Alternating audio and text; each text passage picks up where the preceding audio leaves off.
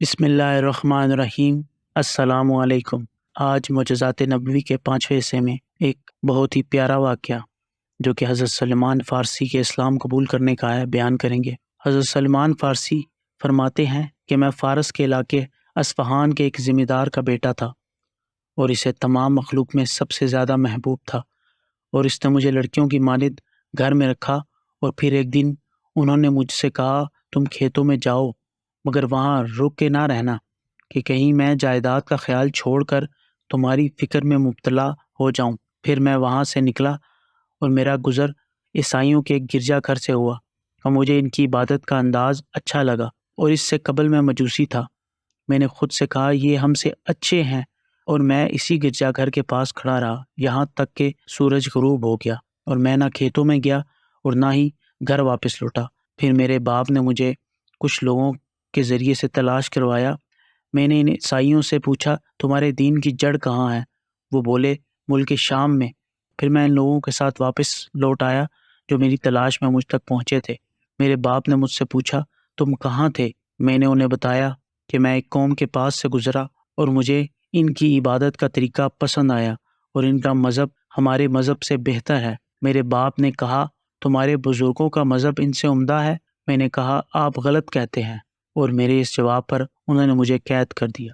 حضرت سلمان فارسی فرماتے ہیں، میں نے ان عیسائیوں کو کسی طرح یہ پیغام بھیجا کہ میں ان کا مذہب اختیار کرنا چاہتا ہوں، اور ان کا کوئی قافلہ ملک شام جائے تو وہ مجھے بھی ساتھ لے جائیں۔ پھر انہوں نے ایک دن مجھے بتایا کہ ان کا ایک قافلہ ملک شام جا رہا ہے۔ چنانچہ میں نے خود کو کسی نہ کسی طرح اس قید سے آزاد کروایا اور اس قافلے کے ہمراہ ملک شام چلا گیا۔ ملک شام پہنچنے کے بعد میں عیسائیوں کے ایک بڑے عالم اسقف کے پاس گیا اور اس سے کہا، میں تمہارے ساتھ رہوں گا اور تمہاری خدمت کروں گا۔ اس نے مجھے اپنے پاس رکھ لیا۔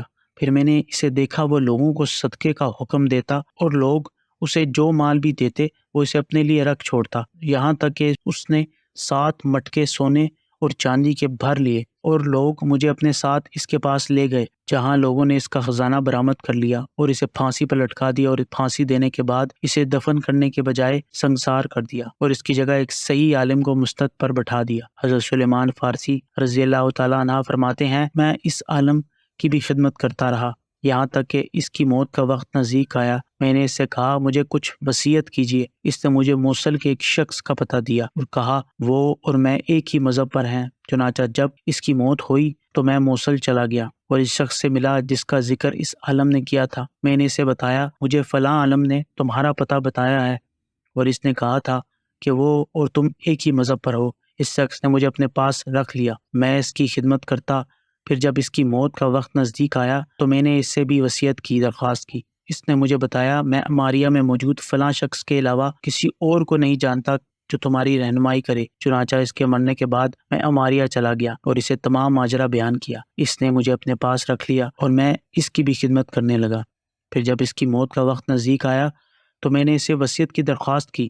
اس نے کہا، میں کسی شخص کے متعلق نہیں جانتا جو تمہاری رہنمائی کرے، البتہ آخری نبی کا ظہور ہونے والا ہے اور وہ دین ابراہیم پر مبعوث ہوں گے، اور پھر وہ کھجوروں والے شہر ہجرت کر جائیں گے اور ان کے دونوں کندھوں کے درمیان مہر نبوت ہوگی، اور اگر ہو سکے تو تم ان تک پہنچ جانا۔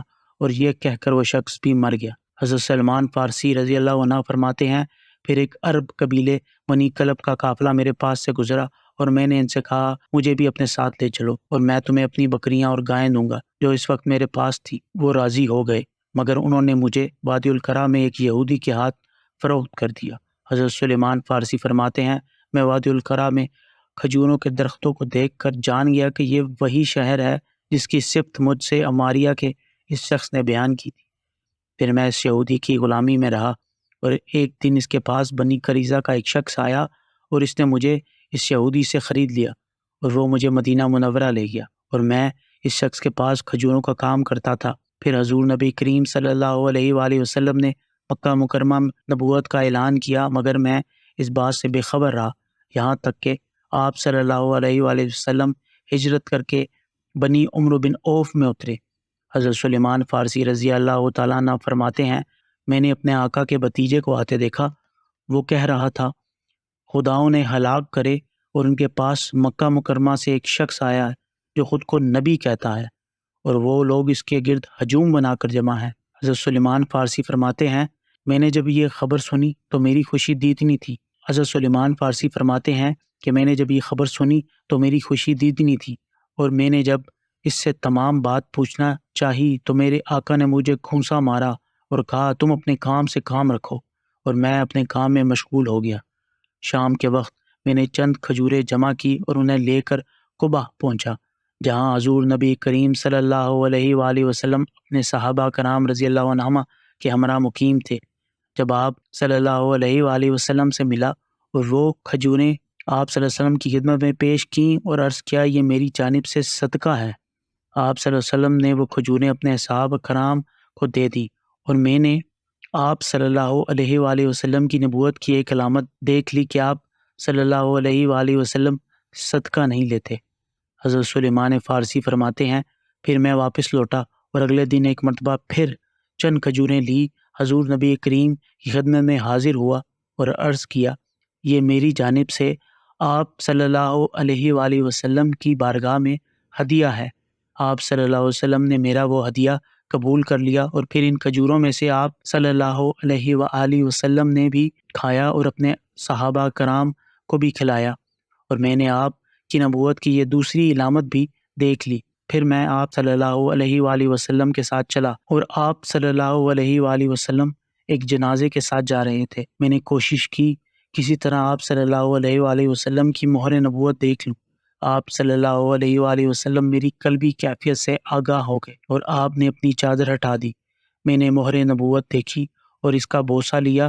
آپ نے مجھے اپنے پاس بٹھایا اور مجھے کلمہ پڑھایا۔ پھر آپ نے اپنے صحابہ کرام کو میرے اسلام قبول کرنے کی خبر سنائی۔ حضرت سلیمان فارسی فرماتے ہیں میں اگرچہ مسلمان ہو چکا تھا، مگر میں غزوہ بدر اور احد میں اس لیے شریک نہ ہو سکا کہ میں اس وقت تک غلام تھا۔ پھر ایک دن حضور نبی کریم نے مجھ سے فرمایا تم مکاتب ہو جاؤ۔ میں نے اپنے آقا سے بات کی تو اس نے 300 درخت لگانے اور 40 سونے کی شرط لگا دی۔ آپ صلی اللہ علیہ وآلہ وسلم نے صحابہ کرام سے فرمایا تم اپنے بھائی کی مدد کرو، چنانچہ سب نے میری مدد کی اور میں آزاد ہو گیا۔ حضرت سلیمان فارسی فرماتے ہیں جب میں مکاتب ہوا اور میرے آقا نے 300 درخت لگانے اور 40 سونے کی شرط عائد کی تو حضور نبی کریم صلی اللہ علیہ وآلہ وسلم نے صحابہ کرام سے فرمایا تم اپنے بھائی کی کھجوروں کے درختوں سے مدد کرو، چنانچہ ان سب نے میری مدد کی، اور کسی نے 5 کسی نے 10 درخت مجھے لا کر دیے، اور پھر جب میرے پاس 300 درخت جمع ہو گئے تو آپ صلی اللہ علیہ وآلہ وسلم نے فرمایا اور تم ان کے لیے کھالے کھودو، اور پھر آپ صلی اللہ علیہ وسلم اور صحابہ کرام نے اس کام میں میری مدد کی اور ہم نے 300 درخت لگا دیے۔ اب 40 سونے کی شرط باقی تھی۔ پھر ایک صحابی رسول آئے اور ان کے پاس انڈے کے برابر سونا تھا جو انہیں کسی کان سے ملا تھا۔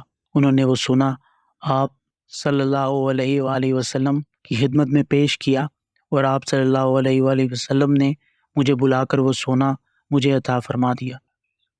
آپ صلی اللہ علیہ وآلہ وسلم نے مجھے سونے کا جو انڈا دیا، اور میں اگر اس کا وزن احد پہاڑ سے کرتا تو یقیناً وہ انڈا وزن میں اس سے بھاری ہوتا۔